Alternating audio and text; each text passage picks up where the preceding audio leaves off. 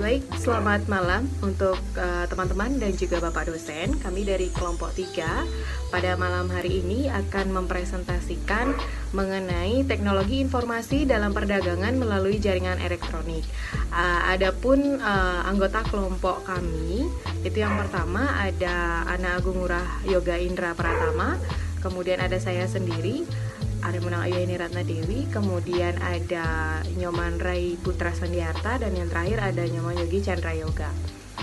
Baik, untuk mempersingkat waktu, kami persilakan untuk Anak Agung Ngurah Yoga Indra Pratama menyampaikan materi. Baik, untuk yang pertama saya akan menjelaskan tentang penggunaan teknologi informasi untuk ikut serta dalam perdagangan melalui jaringan elektronik. Jadi sistem antarorganisasi dan pertukaran data elektronik merupakan suatu cara untuk memberikan landasan bagi perdagangan melalui jaringan elektronik. Landasan itu dibangun dengan mengikuti metodologi rancang ulang proses bisnis dan dengan menerapkan teknologi dalam bentuk jaringan bernilai tambah dan internet. Yang kedua, perdagangan melalui jaringan elektronik yang disebut e-commerce. Perdagangan melalui jaringan elektronik sebagai penggunaan komputer untuk memudahkan semua operasi perusahaan atau organisasi yang ikut serta dalam perdagangan melalui jaringan elektronik untuk mencapai perbaikan di seluruh organisasi. Jadi perbaikan tersebut diharapkan menghasilkan 3 manfaat utama. Yang pertama, pelayanan pelanggan yang lebih baik. Kedua, hubungan dengan pemasok dan masyarakat keuangan yang lebih baik. Ketiga, pengambilan atas investasi pemegang saham dan pemilik yang meningkat. Jadi ada kendala e-commerce. Tidak semua perusahaan ikut dalam keramaian perdagangan elektronik. Alasan perusahaan tersebut dikarenakan 3 kendala, yaitu biaya tinggi, masalah keamanan, perangkat lunak yang belum mapan atau tidak tersedia. Saya Yogi Chandra Yoga, saya akan melanjutkan presentasi yaitu berikutnya intelijensi bisnis. Intelijensi bisnis atau IB adalah sekumpulan teknik dan alat untuk mentransformasi dari data mentah menjadi informasi yang berguna dan bermakna untuk tujuan analisis bisnis. Berikutnya, teknologi IB menyediakan riwayat, pandangan sekarang, dan prediksi dari operasi bisnis. Yang ketiga, IB dapat digunakan untuk mendukung sejumlah besar keputusan bisnis melalui dari operasi sampai strategi. Berikutnya, fungsi-fungsi umum dari teknologi intelijensi bisnis. Yang pertama, pelaporan. Yang kedua, pemrosesan analisis daring. Yang ketiga, analisis penggalian data. Yang keempat, penggalian proses. Yang kelima, pemrosesan kejadian kompleks.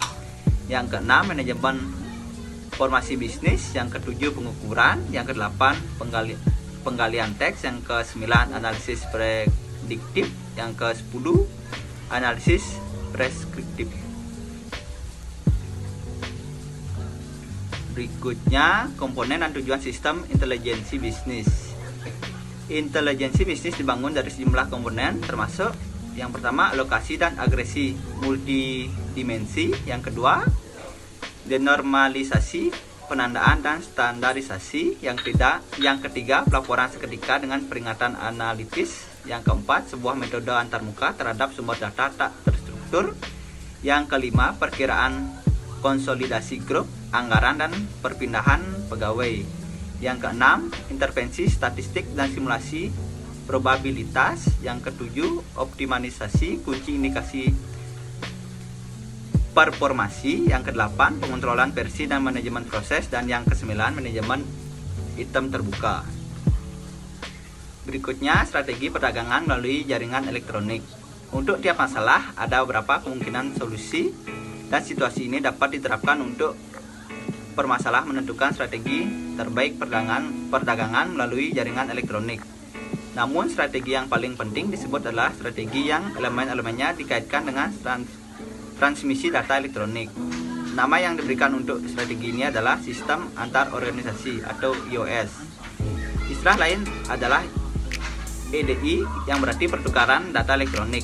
Kedua istilah tersebut sering dipergunakan bergantian, tetapi jika dibuat satu perbedaan, EDI dianggap subset dari IOS. Pertukaran data elektronik adalah suatu cara untuk mencapai sistem antar organisasi. IOS dicapai dengan mengikuti siklus hidup sistem atau melalui rancang ulang proses bisnis atau BPR. Hasilnya adalah sistem jaringan yang menggunakan sambungan langsung jaringan bernilai tambah. Baik, di sini saya akan melanjutkan presentasi dari Yogi. Itu sekarang saya akan menjelaskan mengenai perkembangan dari internet.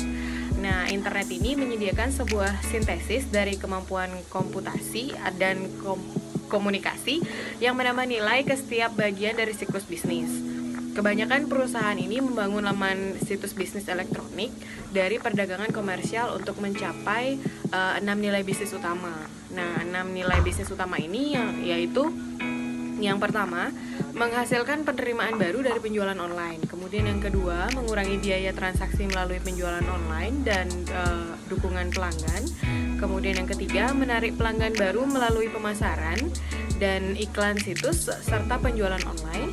Kemudian yang keempat, itu meningkatkan loyalitas dari pelanggan saat ini melalui layanan dan dukungan situs pelanggan yang ditingkatkan. Kemudian yang kelima, mengembangkan saluran pemasaran dan distribusi berbasis situs baru untuk produk yang sudah ada. Kemudian yang terakhir yaitu mengembangkan produk baru berbasis informasi yang diakses di situs.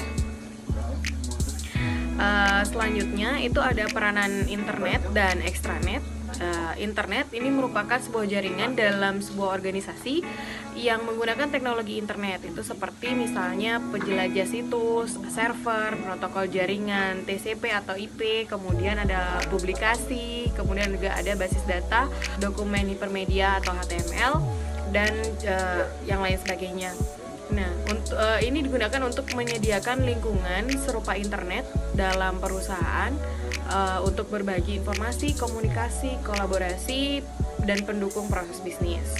Nah, nilai bisnis daripada internet ini sendiri, ada berbagai jenis organisasi mengimplementasikan berbagai kegunaan internet, yaitu salah satu caranya di mana perusahaan mengorganisasikan organisasi aplikasi internet adalah mengelompokkan mereka dalam kategori layanan pengguna dan merefleksikan layanan dasar yang ditawarkan kepada penggunanya mereka. Kemudian internet ini juga menyediakan portal informasi perusahaan untuk aplikasi dalam seperti komunikasi dan kolaborasi, kemudian operasi dan manajemen bisnis, publikasi situs, dan juga manajemen portal internet.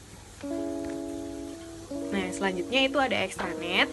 Ekstranet ini adalah saat bisnis terus menggunakan teknologi internet terbuka atau ekstranet untuk mengembangkan komunikasi dengan pelanggan dan juga mitra, mereka mampu mendapatkan banyak keuntungan kompetitif selama berjalan dalam pengembangan produk, penghematan biaya, pemasaran, distribusi, dan pendayagunaan kemitraan mereka. Ekstranet ini sendiri itu adalah tautan jaringan yang menggunakan teknologi internet untuk saling menghubungkan internet dari sebuah bisnis dengan internet pelanggan, pemasok, atau juga mitra bisnis lainnya.